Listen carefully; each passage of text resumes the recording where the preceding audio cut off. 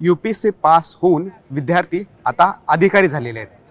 त्यांचा हा प्रवास जो आहे तो संघर्षमय आहे आणि महाराष्ट्रातील हे सर्व मराठी विद्यार्थी आहेत, उमेदवार आहेत की जे आता अधिकारी झालेले आहेत आणि त्यांचा कौतुक सोहळा, त्यांचा सत्कार सोहळा दिल्लीमध्ये होतो आहे, आंबेडकर भवन या ठिकाणी. पुढचे पाऊल ही संस्था आहे की जी मराठी अधिकाऱ्यांचे, महाराष्ट्राच्या बाहेर जे अधिकारी आहेत, आपल्याच मराठी भागातील, मराठी मातीतील या विद्यार्थ्यांचं कौतुक करावं यासाठी हा सोहळा आहे. आपल्यासोबत आहेत सुशील गायकवाडजी. गायकवाड साहेब, मला सांगा की दरवर्षी आपण करतो, यावेळेसचं वेगळेपण काय आहे? गेली 6 वर्ष आपण हा कार्यक्रम घेतो आहे. पुढचं पाऊल ही एक मराठी संस्था, आपली मराठी अधिकाऱ्यांचा तो ग्रुप आहे. ज्ञानेश्वर मोळे साहेबांच्या अध्यक्षतेखाली याची स्थापना झाली होती 2014ला.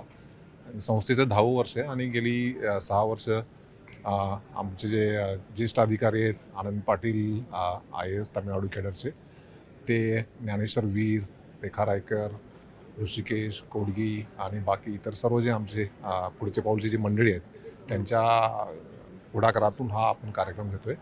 आणि दरवर्षीप्रमाणे ह्याही वर्षी आपण आपले जे मराठी मुलं UPSCतून जे पास झाले आहेत, वेगवेगळ्या सेवांमध्ये त्यांचे जे सिलेक्शन झाले आहेत, त्यांना एक त्यांचं कौतुक करणे, त्यांचं यशाचं सेलिब्रेशन करणे, याकरता आपण एक कार्यक्रम घेतो.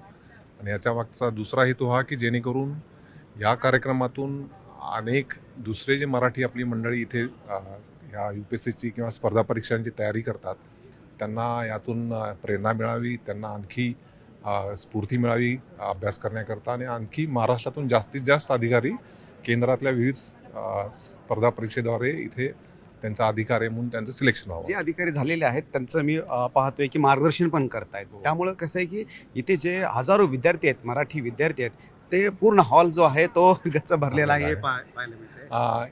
ॲक्च्युली म्हणजे आपण जर पाहिलं, दरवर्षी आपला प्रयत्न हा आहे की मराठी विद्यार्थ्यांचा टक्का ह्या स्पर्धा परीक्षांमध्ये वाढावा. त्याकरता सर्वच जण प्रयत्न करतात आणि इथे बरीचशी मंडळी दिल्लीत पण खूप सारे अभ्यासाकरता वेगवेगळ्या कोचिंग क्लासेस आणि इंडिपेंडंट स्टडी करता ते येतात इथे. आणि त्या सर्वांना आपण आमंत्रित करतो आणि महाराष्ट्रातल्या विद्यार्थ्यांसाठीही आपण आमंत्रित करतो की त्यांनी जास्तीत जास्त विद्यार्थ्यांनी या सेशनचा फायदा घ्यावा आणि त्यातून त्यांना आणखी काही मिळालं चांगलं. राज्य सरकारकडून आणखीन कोणत्या गोष्टी करणं गरजेचं आहे या विद्यार्थ्यांसाठी? राज्य सरकारही आपल्याला दरवर्षी मदत करतं. आपण एक मॉक इंटरव्ह्यूचा आपण इथे घेतो. म्हणजे जे मेन्सची पास झाली असतात UPSCची मुलं, त्यांच्या इंटरव्ह्यूची तयारी आपण आपलं जे महाराष्ट्र सदन आहे तिथे आपण राज्य शासनाच्या सपोर्टच्या पाठिंब्याबरोबरच आपण हे मॉक इंटरव्ह्यूज घेतो. तिथे आपले इथले दिल्लीतले जी काही मराठी अधिकारी आहेत ते दरवेळेस पॅनलवरती येतात आणि आपल्या मराठी मुलांना मार्गदर्शन करतात, कशी इंटरव्ह्यू द्यायची किंवा त्याची तयारी कशी करायची. अतिशय सुच्छ हा असा उपक्रम आहे. पाठीमागे डॉक्टर बाबासाहेब आंबेडकर यांचा स्टॅच्यू आहे. भारताचं संविधान असं लिहिलेलं आहे. संपूर्ण कारभार जो आहे तो संविधानावर चालतो आणि खरे चालवतात ब्युरोक्रॅट्स, म्हणजेच की अधिकारी. कसा अनुभव राहिला की परीक्षा देणं, नंतर बाहेरचं वातावरण, जेवण आणि सगळ्याच गोष्टी नवीन असतात? कुठून आलात मुळात? जळगाववरून. बरं, कसा अनुभव राहिला आतापर्यंतचा प्रवासाचा? या म्हणजे जर्नी तशी इंटरेस्टिंग होती. पहिल्या 2 अटेम्प्ट्स प्रिलिम्स नाही निघाली, मग 3ऱ्या अटेम्प्टला 2 मार्क्सने इंटरव्ह्यू कॉल गेला आणि 4th अटेम्प्टला आता ही रँक मिळाली. IRS IT मध्ये माझं सर्व्हिस अलोकेशन झालं. बरं, 2 अटेम्प्ट फेल झाले की इंटरेस्टिंग होऊन जाते जर्नी, कारण कॉन्फिडन्स वाटतो. असं नाही, पण बरीच अप्स अँड डाऊन्स होती. तर मग याच्यातनं बरंच शिकायला पण मिळालं. मी ही जी प्रिपरेशन आहे याला एक ज्ञान साधण्याची प्रोसेस म्हणेल. ही कॅरेक्टर डेव्हलपमेंटची प्रोसेस आहे की प्रत्येक वेळेस तुम्ही जिंकलंच पाहिजे असं नाही आहे. तुम्ही प्रत्येक वेळेस हरत जातात आणि मग त्यातनं तुम्हाला अनुभव मिळतो. त्या अनुभवाची शिदोरी वापरून तुम्ही प्रत्येक अटेम्प्टला इम्प्रूव्हमेंट करायची असते आणि या कंटिन्युअस इम्प्रूव्हमेंटच्या बळावरच तुम्हाला जे आहे त्यातनं, म्हणजे ही one of the toughest exam आहे आणि मग ही जी कंटिन्युअस इम्प्रूव्हमेंट असते याच्या बेसिसवर तुम्हाला काहीतरी मिळतं आणि मग ते मिळाल्यावर त्या अनुभवाची शिदोरी परत तुम्हाला तुमच्या सर्व्हिसमध्ये वापरायची असते. आता काय म्हणून सिलेक्शन झाले? IRS मला इंडियन रेव्हेन्यू सर्व्हिस मिळाली आहे आणि इन्कम टॅक्सला सिलेक्शन झालं आहे माझं. बरं, जेव्हा हे एक्झाम द्यायला गेलो तेव्हा डोक्यात काय होतं, का बनायचं होतं? तर आता आपण ग्रामीण, म्हणजे बेसिकली मी जळगाव जिल्ह्यातल्या ग्रामीण भागातनं येतो. तर ग्रामीण भागात असताना आपल्याला म्हणजे लोकांचे एकदम स्थानिक मूलभूत प्रश्न असतात आणि जेव्हा आपण त्यात बघतो की प्रशासनातली एक आपल्याला लिथर्जी दिसते, त्याचप्रमाणे जर आपण बघितलं as compared to private sector, तर आपल्याला या ठिकाणी काम करण्यासाठी बऱ्याच मोठमोठ्या संधी मिळतात. आणि असं म्हणतात माणूस हा एक समाजशील प्राणी आहे आणि आज आपण जे काही आहे ते समाजामुळे आहे, तर मग त्या समाजाप्रती आपलं पण काहीतरी देणं लागतं, या भावनेतनं प्रिपरेशन करण्यास सुरुवात केली. बिलकुल. मुलाखतीत काय महत्त्वाचा प्रश्न विचारला होता? हां, तर आपण महाराष्ट्रातनं येतो, तर त्यांनी मला विचारलं होतं की जर तिसरं पानिपतचं युद्ध झालं नसतं तर काय झालं असतं. मग काय उत्तर? मग मी सांगितलं होतं त्यांना की मराठे हे त्यावेळेचे डॉमिनंट फोर्सेस होते आणि ते छत्रपती शिवाजी महाराजांच्या निर्देशनाखाली कार्यरत करत होती. तर छत्रपती शिवाजी महाराजांनी सगळ्या मावळ्यांना एक शपथ दिली होती, ती म्हणजेच सिंधू नदीच्या उगमापासून कावेरीच्या संगमापर्यंत हिंदवी स्वराज्य व्हावं ही तर श्रींची इच्छा. आणि बेसिकली या भावनेने मराठे काम करत होती. जर मराठे हरली नसती तर कदाचित आपण पारतंत्र्यात गेलो नसतो असं. बरं. अरे वा, खूप सुंदर उत्तर दिलं होतं. तुमचं नाव काय आणि कुठून आलात तुम्ही? नमस्कार, माझं नाव गौरी शंकर देवरे. मी आळंदीतून आहे, पुण्यातून. बरं. आणि माझं मूळ गाव अहमदनगर आहे. बरं. अच्छा. म्हणजे की भक्तीच्या संगमातून तुम्ही इथे बिलकुल बिलकुल. आणि येस. जसं की आता सांगितलं यांनी की जगवून आहेत ज्ञान साधना, तसंच मग साधना तर हे आहेच म्हणा, परंतु खरंच की प्रेशर विद्यार्थ्यावर या संपूर्ण UPSCचं असतं, कारण UPSCचं एवढं मोठं नाव बनवलेलं आहे. मग प्रेशर कसं रिलीज करतात? सर, ह्या खूप ॲक्च्युली महत्त्वाचा प्रश्न आहे, कारण परीक्षेची जी जर्नी आहे ती जवळपास 1.5 वर्षाची असते एका अटेम्प्टसाठी. तर प्रेशर रिलीज करण्यासाठी आपण वेगळी वेगळी माध्यमं वापरू शकतो. जसं फॉर एक्झाम्पल तुम्ही एखादा खेळ जोपासू शकता, जसं स्विमिंग असेल, त्याच्यानंतर क्रिकेट खेळणं असेल किंवा टेनिस असेल किंवा मेडिटेशन, योग साधना, हे वेगळे ऑप्शन्स त्याच्यासाठी असू शकतात. सो मी असं म्हणेल की हॉबीज ही तुमची काय हॉबी होती? सर, माझी हॉबी स्विमिंग आहे. बरं. अच्छा. मग त्याच्यामुळे प्रेशर जे आहे ते बॅलन्स नक्की सर, मी प्रिपरेशनच्या काळामध्ये ऑलमोस्ट स्विमिंग कंटिन्यू केलं होतं. कुठे केलं होतं प्रिपरेशन?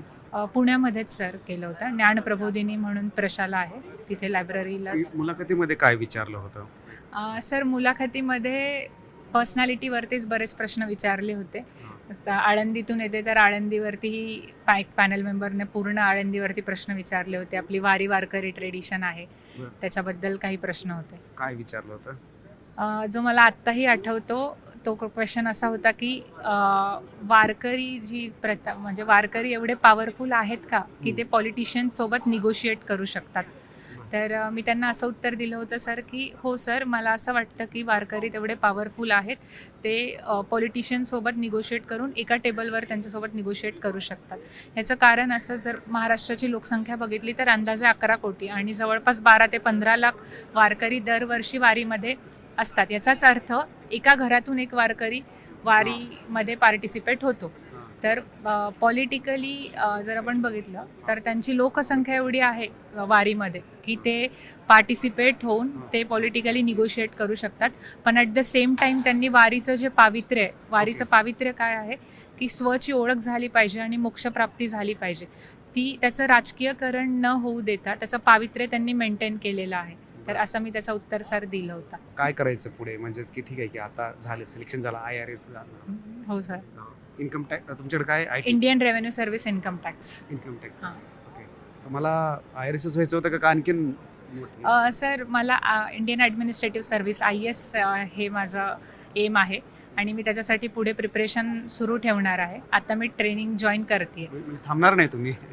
हो सर, आता ध्येय ते आहे तर आपण ध्येयाच्याकडे वाटचाल तर केलीच पाहिजे, जोपर्यंत आपली इच्छा आहे तोपर्यंत. तुम्ही वारीमध्ये कधी गेलात का? चालेल. हो सर, मी दरवर्षी पूर्ण माझी वारी होत नाही, पण एक टप्पा आमच्या घरातनंच ते बॅकग्राऊंड असल्यामुळे एक 12 ते 15 किलोमीटरचा जो एक पूर्ण टप्पा असतो, कधी कधी 18 ते 20 तो मी चाललेला आहे आणि दरवर्षी मी जाते. फक्त प्रिपरेशनच्या काळात तेवढं नाही. तो आधार वाटतो की भक्तिशक्ती?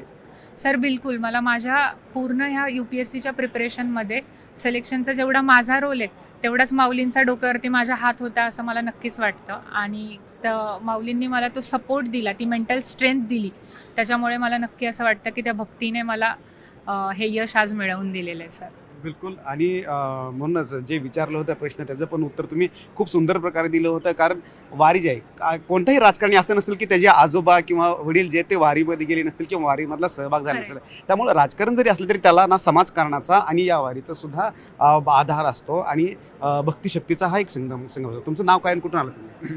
माझं नाव शुभम भगवान तिटे.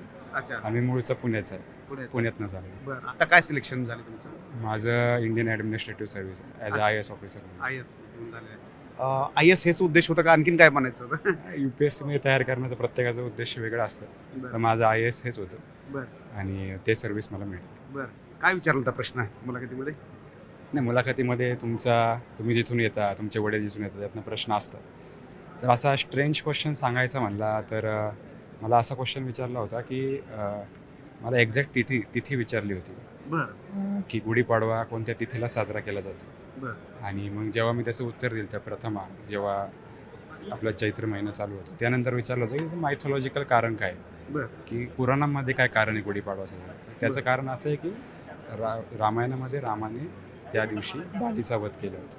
बरं तर असे काही मायथॉलॉजिकल स्ट्रेंज क्वेश्चन पुण्यावर औंध बाणेर एरियामध्ये महिलांविरुद्ध गुन्हेगारी का वाढते असा लोकल क्वेश्चन्स असे क्वेश्चन्स विचारले.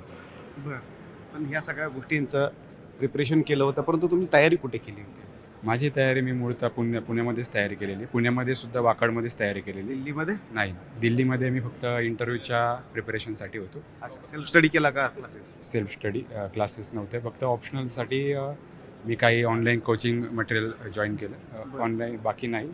पण टेस्ट सिरीज तुम्हाला लावायच लागते क्लासेसची तेवढीच, पण कोचिंग नाही घेतली. बरं. पण आता जे असेल इतर प्रकरण असेल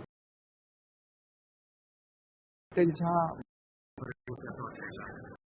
हे प्रकरण न्यायप्रविष्ट आहे. पण UPSC ही ट्रान्सपरंट बॉडी आहे आणि UPSCने जे काही ॲक्शन घ्यायचे होते ते ॲक्शन्स घेतलेले आहेत.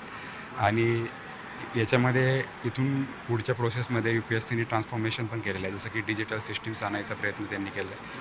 तर ही सिस्टीम ट्रान्सफॉर्मेशन होतं. काही गोष्टी वर खाली होतात पण त्याच्यावरनं पूर्ण सिस्टीम करप्ट असते असं नाही. तर मनोबलावर परिणाम होतो, काही अर्थाने परिणाम होत असेल. पण विद्यार्थ्याचं जर उद्देश असेल तर त्याला ह्या गोष्टींपेक्षा अभ्यास आणि या गोष्टींवरच त्याचं मूळचं लक्ष राहतं. बरोबर. तुमचं नाव काय?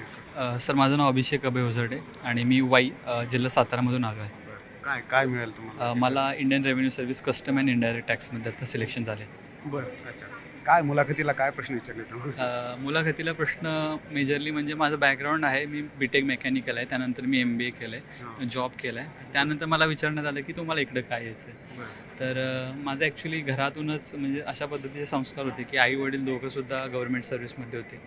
वडिलांनी अत्यंत निस्वार्थीपणे शिक्षणासाठी काम केलं होतं. तर तेच संस्कार तेच पुढं कॅरी फॉरवर्ड करण्यासाठी मला सिव्हिल सर्व्हिसेसमध्ये यायचं होतं. अशा पद्धतीचं उत्तर दिलं. बरं. अच्छा. पण मला सांगा की एक तुमचा अभ्यास जो आहे तो दिल्लीमधून झाला का पुण्यामधून? ॲक्च्युली माझा अभ्यास घरून काही आणि काही पुण्यातून झाला. दिल्लीला थोडं म्हणजे इंटरव्ह्यूसाठीच मी फक्त आलो होतो. बरं. एक शक्ती लागते की वारंवार म्हणजे की अभ्यासाला बसणं आणि आपल्याला कॉन्सन्ट्रेट करणं आणि कायम कन्सिस्टन्सी पण लागते, सातत्य लागतं त्याच्यामध्ये. ते कसं सातत्य? सर्वप्रथम म्हणजे या क्षेत्रामध्ये काय यायचं आहे हे माझं क्लिअर होतं. म्हणजे खूप मोठ्या पगाराची नोकरी सोडून मी इकडे येत होतो. आणि त्यानंतर यामध्ये म्हणजे शिक्षकांचं मार्गदर्शन मिळत गेलं, विद्यार्थ्यांचं जे टॉपर लोक आहेत त्यांचं मार्गदर्शन, त्यांचं मोटिवेशन मिळत गेलं. आणि काही गोष्टी असतात जसं की योगा आहे किंवा मेडिटेशन आहे, माइंडफुलनेस आहे, अशा गोष्टींनी सुद्धा सातत्य टिकवण्यामध्ये हेल्प झाली. अच्छा. पण आता जे विद्यार्थ्यांमध्ये वेगवेगळे म्हणजे नकारात्मकता येते आणि विशेष करून पूजे खेडकर यांच्या प्रकरणानंतर काय वाटते तुम्हाला याच्यावर? आता आपण पाहिलं तर भारताच्या जवळपास 75 वर्षापेक्षा जास्त UPSCच्या कार्यकाळामध्ये ही मला वाटते पहिलीच गोष्ट असेल की जी घडली आहे. त्याला खूप साऱ्या गोष्टी कारणीभूत आहेत. पण अशा निगेटिव्ह गोष्टींमुळं मला वाटते की विद्यार्थ्यांनी म्हणजे UPSCची जी पारदर्शकता आहे किंवा जो UPSCनं जो ब्रँड तयार केला आहे त्याकडे म्हणजे दुर्लक्ष न करता आपलं जे काम आहे जे की आपलं निस्वार्थपणे किंवा निष्काम कर्मयोगी बनण्याचं जे गोष्ट आहे किंवा देशाचा जो सेवक बनण्याचं जे गोष्ट आहे ते करत राहणं, अभ्यास करत राहणं एवढंच ह्याच गोष्टींकडं पाहणं महत्त्वाचं आहे. आणि अशा पद्धतीच्या प्रकरणांमधून आपण एक चांगल्या पद्धतीचा पॉझिटिव्ह संदेश घेऊ शकतो की आपल्याला काय करायला नाही पाहिजे, काय न करण्यासाठी आपण सिस्टममध्ये येत आहोत. ही एक म्हणजे देशाची सेवा करण्यासाठी, समाजाची सेवा करण्यासाठी खूप उत्तम संधी आहे. पण त्या मॅडमनी ज्या गोष्टी केल्या त्या विपरीत होत्या. मला विचारतं, वन नेशन वन इलेक्शन सारखं असायला पाहिजे का? यावरती म्हणजे दोन्ही पद्धतीने आपण प्रोज आणि कॉन्समध्ये चर्चा करू शकतो. पण मला वाटते की यासाठी जो कन्क्लुजन असेल ते की सर्व समावेशक ऑल कन्सेन्सस अप्रोच, सर्व पॉलिटिकल पार्टीजला एकत्र घेऊन आणि फेडरलिझमला धोका न पोचवता जो अप्रोच असेल तो आपण घ्यायला हवा. बिलकुल. तर हे संपूर्ण विद्यार्थी होते की यांचं इथे आज सोहळा आहे, सत्कार सोहळा आहे. मोठ्या परिश्रमातून, कष्टातून हे सर्व विद्यार्थी जे आहेत त्यांनी UPSC पासआउट केलेले आहे आणि कोणी IAS तर IRS हे बनलेले आहेत आणि त्यांचाच कौतुक सोहळा इथे पुढचे पाऊल या संस्थेने केलेला आहे. रामराजे शिंदे, NDTV, दिल्ली.